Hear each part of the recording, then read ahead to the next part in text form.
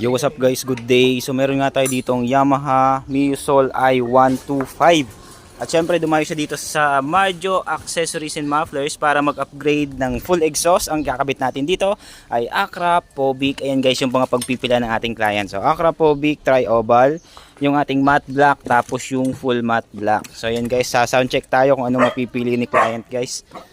Okay, so taga dito lang pala ang client natin guys, sa Santa Rosa lang, sa San Lorenzo, halos kapitbahay lang natin guys.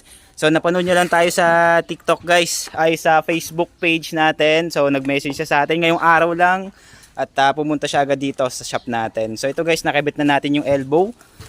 Ayan.